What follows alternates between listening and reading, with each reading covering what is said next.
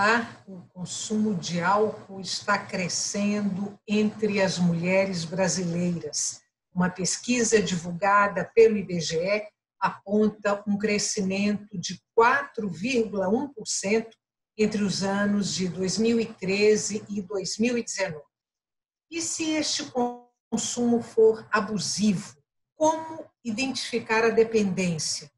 Quais as consequências do alcoolismo para o corpo feminino? Perguntas para Isabela Pina, psiquiatra do Hospital das Clínicas e integrante da Associação Brasileira de Estudo de Álcool e Drogas. Ela é entrevistada de hoje do Opinião Pernambuco. Isabela, bem-vinda, muito obrigada pela sua participação hoje aqui no Opinião Pernambuco.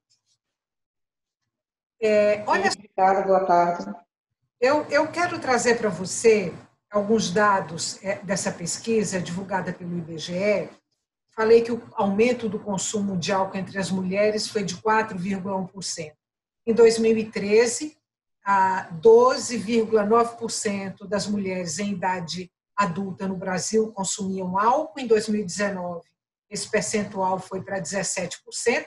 O crescimento também aparece no consumo entre os homens, só que em 2013 ele é de 36,1% e em 2019, 37,1%. Ou seja, o crescimento entre as mulheres foi bem maior.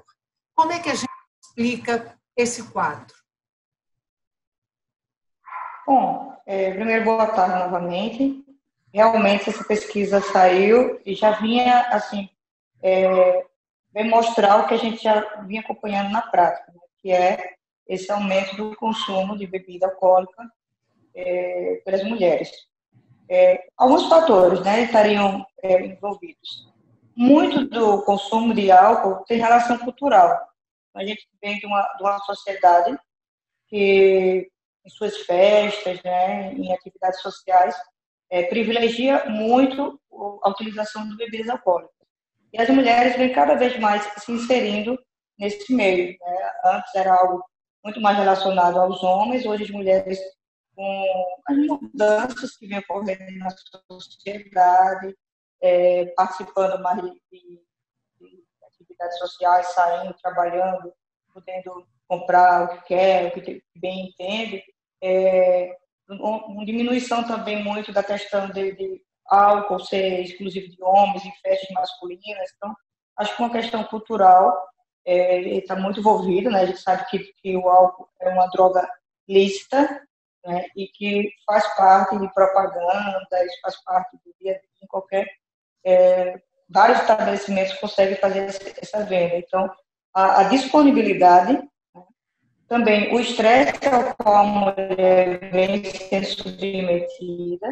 Então, muitas vezes é uma jornada dupla, tripla. Então, trabalha fora de casa, chega em casa, tem os afazeres domésticos. Muitas vezes fica com uma pressão para cuidar da família, cuidar dos filhos, da educação dos filhos. Então, assim, isso gera uma carga extra de estresse para as mulheres e que muitas vezes podem buscar, né, no álcool uma fuga. Então, os transtornos mentais relacionados às mulheres costuma ser primário, ou seja, é muito mais comum uma mulher entrar em depressão, começar com sintomas de ansiedade, de insônia, e fazer uso de álcool por isso, tentando buscar meio que um tratamento, né, com essa utilização, do que com os homens. Então, a gente diz que costuma ser secundário o uso de álcool nas mulheres. Primeiro vem esses fatores estressantes, a depressão, a ansiedade, problemas familiares, problemas com os filhos, que geraria, então, mais sobrecarga na mulher. Isabela, você falou aí, destacou, realçou bastante o excesso de trabalho. Eu queria trazer um outro elemento muito contemporâneo, né, nosso, claro, para homens e mulheres, mas que é a questão do isolamento social por conta da pandemia. Você acha que dá para fazer uma relação direta entre isolamento social e aumento do consumo de bebidas alcoólicas, aí no caso específico entre as mulheres? Os dados estão saindo, né, das pesquisas, levantamentos feitos nessa época do isolamento social, para a pandemia, e os dados preliminares desses estudos têm realmente evidenciado um aumento no consumo de bebidas alcoólicas geral, né, na Uhum. população em geral, por toda a questão do estresse, prejuízo econômico, a questão mesmo do isolamento, né, a pessoa não conseguir sair, encontrar amigos, encontrar familiares, ficar mais restrito em casa. Tem aumentado também a questão da violência doméstica, né? Então, também os estudos mostram isso, associado ou não à bebida alcoólica, no caso dos parceiros, mas aumentou a violência doméstica contra as mulheres e sim, aumentou a utilização de bebidas alcoólicas nos dois sexos. E a mulher tem uma vulnerabilidade maior, não só psíquica, como também biológica, à dependência e abuso de álcool, né, e outras drogas. Por que o corpo da mulher é mais suscetível aos efeitos do álcool do que o corpo masculino? O que explica isso? Biologicamente, nós temos questão dos hormônios, né, o estrogênio, a progesterona, que são os hormônios femininos mais importantes, que ficam se alternando no ciclo menstrual, né, nas mulheres em idade fértil. Eles facilitam a questão do dano hepático, né, da sensibilidade maior ao álcool. A mulher tem menos enzima, é uma enzima que a gente tem, que metaboliza, né, trabalha a questão do álcool para ser eliminado do organismo, depois que é ingerido. Mulher tem menos essa enzima e os homens têm mais, então eles conseguem metabolizar muito melhor o álcool do que a mulher. Tanto que para a mulher as doses que podem fazer entrar no estado de intoxicação são doses menores quando comparada com os homens, né? Então tem essa questão hormonal, tem a questão de variação, né, deles, tem também uma questão biológica envolvendo a metabolização do álcool e a absorção, que acaba sendo mais rápida a absorção. Então, a mulher mais suscetível ao álcool nesse sentido. Agora, se ela é mais suscetível ao álcool, se o organismo feminino é menos resistente, isso implica em que ela pode desenvolver a dependência química mais facilmente do que o homem? Exatamente, exatamente. Então, assim, é muito maior o risco de mulheres desenvolverem a síndrome de dependência alcoólica, né? Porque a gente tem vários tipos, então tem esse uso que a gente convencionou chamar o uso social, que seria um uso ocasional em uma atividade social, mas a gente também tem a questão da dependência, que é quando a gente preenche um transtorno, um transtorno por uso de substância, no caso o álcool.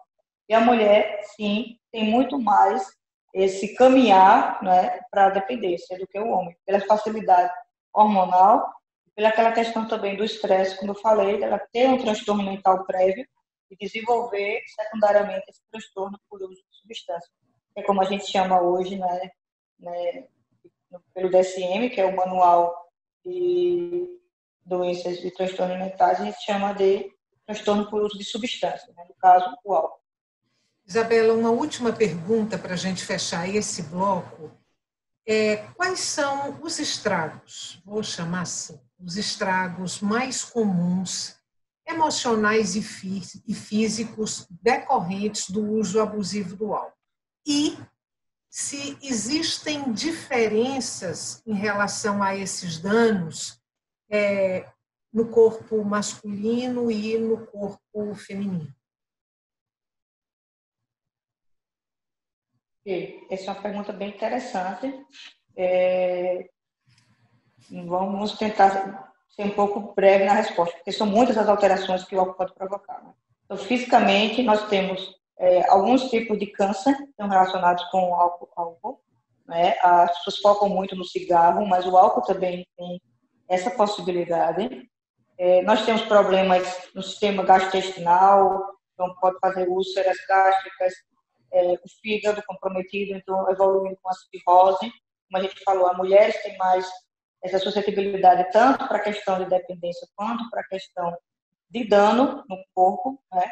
por essa questão também de como os hormônios femininos vão incidir nessa mudança. Então, o fígado, por exemplo, é mais suscetível a evoluir para uma cirrose na mulher do que no homem.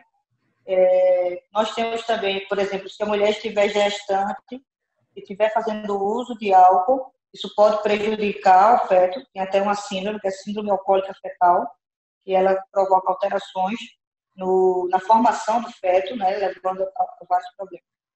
E, psicamente, nós temos piora e a gravidade de depressão, ideação suicida, insônia, ansiedade, comorbidade com outros usos de outras substâncias, né? Então entra aí maconha, cocaína, uma série de outras drogas lícitas e ilícitas. Então, é uma série de questões que a gente pode pontuar, mas o que chama mais atenção na mulher é realmente, digamos, a vulnerabilidade que tem. Então, se tentar, o corpo da mulher é muito movido pela questão dos hormônios, que vão alterando-se conforme o ciclo menstrual. E esses hormônios facilitam, por exemplo, a mulher tem menos risco de ter um AVC, por exemplo, do que os homens, em idade fértil, por causa da proteção do estrogênio. Já em relação ao álcool, ele não protege, né? Então ele faz a mulher ser mais suscetível a esses problemas relacionados ao álcool. Isabela, vamos fazer um intervalo, é curtinho. Você que está em casa, não saia daí. O tema de hoje do Opinião Pernambuco é o uso do álcool entre mulheres, que está crescendo no Brasil. Até já.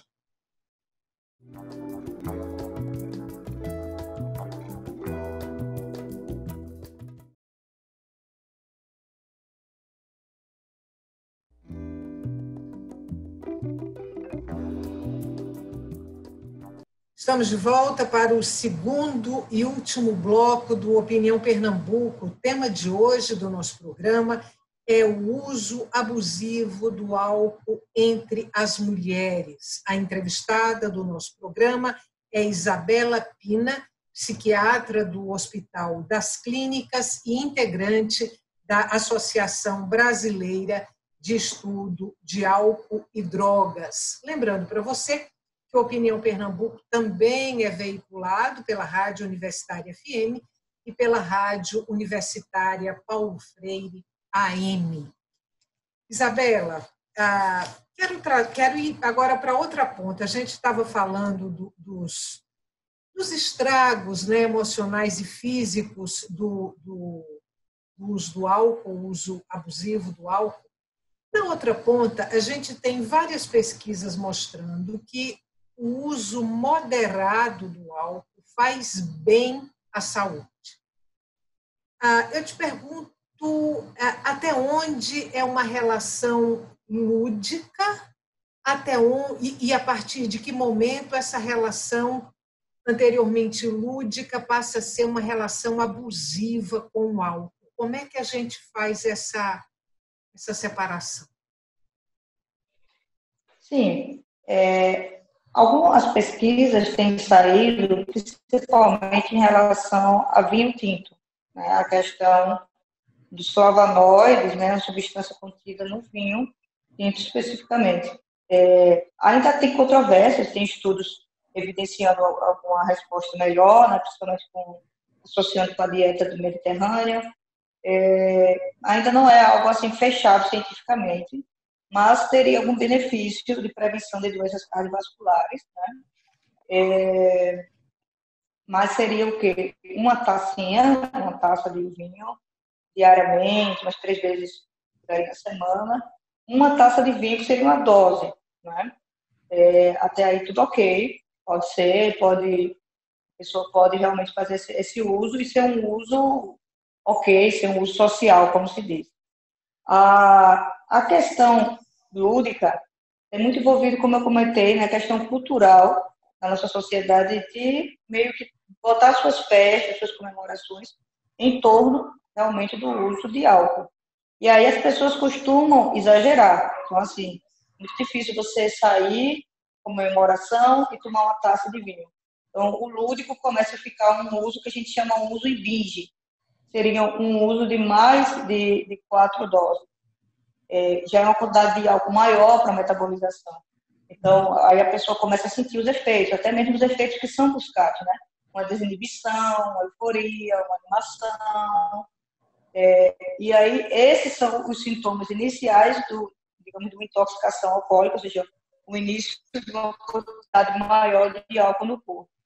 Depois disso é que vem as outras fases, né? Que seria a queda, né? Que o álcool é um depressor do sistema nervoso. Então, no início, a pessoa fica um pouco mais eufórica, mas depois tende a reduzir as atividades mentais. Então, dá uma sensação inicial de euforia, de participação melhor, de ficar mais descontraído, mais desinibido, facilitando a interação social. Porém, isso é no início. Também tem a questão de que muitas pessoas ficam mais agressivas e irritadas fazendo uso de álcool, quando, né, passa aí de uma quantidade, 3, 4 doses para mulheres. Então, realmente, esse equilíbrio entre qual dose estaria dando, digamos, um relaxamento e um benefício, né, como o vinho, por exemplo, e qual dose estaria evoluindo para uma dependência. Então, é importante observar a frequência com que é feito o uso, a quantidade, né, e o ambiente em que está sendo feita essa utilização.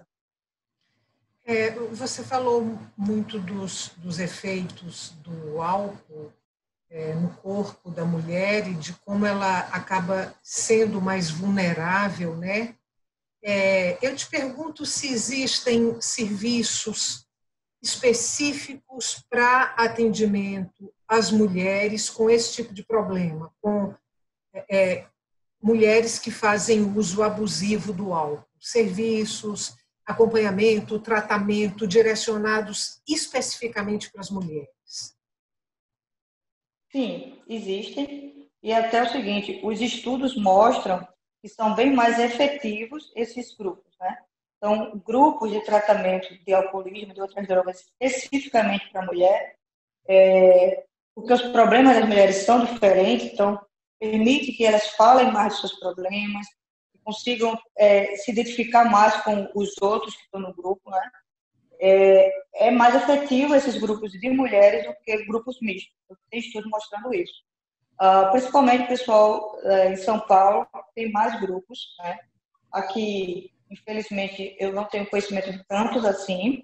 Acredito que nos CAPs AD, que são os Centros de Atenção Psicossocial Álcool e Drogas, que faz, né, no âmbito do SUS, tratamento ambulatorial de dependência química, eles possam fazer esses grupos, né?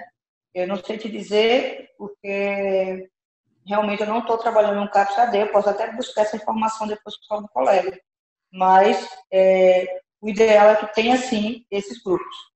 Quanto mais mulheres procuram o serviço, né, mais fácil será ter esses grupos, ter a realização desses grupos, porque ainda há um estigma muito grande com o transtorno mental no geral, e com dependência química especialmente, né, especialmente em mulheres, que tem aí toda uma carga, né, moral envolvida que as pessoas colocam no transtorno na dependência química em mulheres.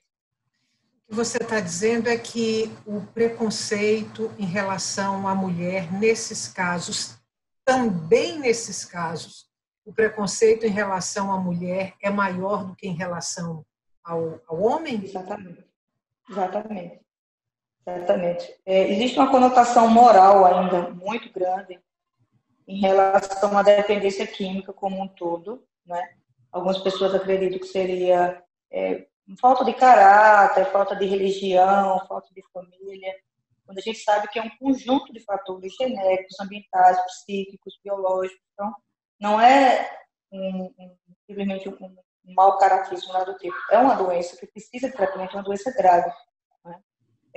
Mas as mulheres acometem um estigma maior, um preconceito maior, pela questão também moral, religiosa, né? Então, a mulher é para ser mais recatada, evitar sair sozinha com amigas. Então, ainda há um preconceito hoje, mesmo assim, no século XXI, as mulheres estão ali na emancipação, mas mesmo assim são mal vistas, criticadas. E os filhos? Porque qual é o exemplo que você está dando aos seus filhos? Tem muito risco também das mulheres procurarem tratamento com medo de perder a guarda dos filhos. Então, assim, é toda uma questão social que envolve e pressiona mais as mulheres, também dificultando que elas busquem trabalho. busquem o tratamento. Eu vou voltar a um ponto que você trouxe lá no primeiro bloco. Você fez uma associação entre esse consumo abusivo de álcool e o câncer. Eu te pergunto se a gente pode estabelecer também aí uma relação direta entre o uso abusivo do álcool e o câncer de mama, que normalmente apavora muito as mulheres. Realmente. Assim, questão dos estudos, né? Como a gente interpretar a questão do estudo científico.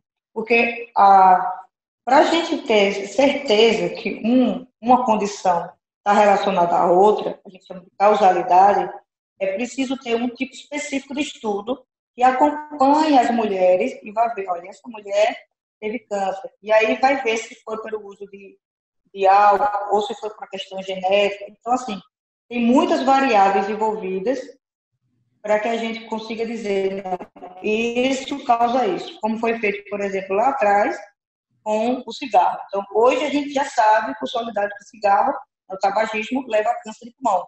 Mas antes de estabelecer isso, tinha outras variáveis, como, por exemplo, estilo de vida, genética, tudo envolvido. No caso do câncer de mama, tem alguns estudos que mostram, né, apontam para esse caminho de que teria relação entre a dependência de álcool, o que o álcool pode provocar no corpo da mulher, e o desenvolvimento de câncer de mama.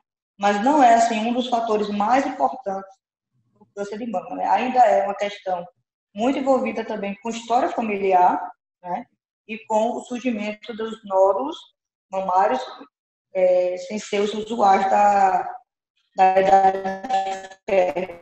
Nem todo nódulo, nem todo tumor seria um tumor maligno, né? Então, tem essa questão. Então, assim, tem estudo mostrando alguma relação, mas a gente não pode ser assim, categórico e dizer em relação às mulheres, especificamente. Quero te perguntar agora o seguinte: você também alertou que o álcool é uma droga socialmente aceita, né? Assim, que é charmoso, você está numa recepção, você está numa confraternização, enfim. Agora, depois que a dependência se instala, o álcool é socialmente permitido, então não há constrangimento em relação ao consumo. Estou imaginando que você pode desenvolver a dependência com alguma facilidade. Depois que essa dependência está instalada, a gente compara a dependência do álcool em relação às dependências de outras drogas. Combater essa dependência do álcool é mais difícil? O sofrimento do paciente é maior? Na minha prática, eu vejo realmente uma dificuldade maior em tratar o alcoolismo, justamente por essa questão, né? Porque, como culturalmente é aceito, como muitas pessoas fazem um uso não abusivo, é mais difícil para se manter abstinente ou reduzir o uso. Então, em relação a outras drogas, também a facilidade de acesso e a propaganda. Então, existem vários grupos, né, de saúde mental discutindo a questão da propaganda de álcool. Então, propaganda na TV, então cada vez mais está tendo regulações em relação a isso. Como tem a regulação em relação ao tabaco, a regulação em relação ao álcool. De evitar propagandas que associem na mente da pessoa felicidade a álcool, festa, divertimento, virilidade ou feminilidade, praia, sol, curtição e álcool. Então, a propaganda, ser culturalmente mais aceito, dificulta que essas pessoas consigam ficar abstinentes. Porque, no geral, quando elas saem, elas vão se deparar com álcool, né, com pessoas que estão fazendo uso, com pessoas que estão, às vezes, minimizando a dependência. É só uma dose você não vai perder a conta, a gente segura, enfim. Então, realmente, é mais difícil o tratamento, apesar de que, em relação a preconceito, eu vejo maior preconceito em relação às drogas ilícitas do que às drogas lícitas, né? No caso, o álcool e o tabaco. Bom, a gente tem 30 segundos. Eu vou te fazer uma última pergunta, se você puder responder bem sinteticamente. Essa mesma pesquisa apresentada pelo IBGE, ela traz um dado que eu achei curioso, que é em relação ao consumo de tabaco. O consumo do tabaco diminuiu. Ele caiu de 14,9% em 2013 para 12,8% em 2019. E que também é um consumo que foi sempre associado ao glamour, ao prazer, à elegância, à virilidade, no caso dos homens. Como é que a gente explica o consumo do cigarro ter caído e o consumo do álcool ter crescido? Pronto, uma das questões é essa que eu comentei, da regulação. Então, com o tempo, foram criando os ambientes livres de fumo, as placas de não pode fumar aqui, não é mais convencional fumar. Na caixinha do cigarro, né, na carteira, vem os prejuízos, então as pessoas veem os malefícios, né? Então, a propaganda do cigarro praticamente não tem mais propaganda. Então, o que vem é aviso dos problemas. Então, a mudança na forma como a sociedade aceita o tabaco também fez com que reduzisse esse uso. É um dos fatores. Isabela, muito obrigada mais uma vez pela sua participação aqui no Opinião Pernambuco e até uma próxima oportunidade. Muito obrigada. Obrigada.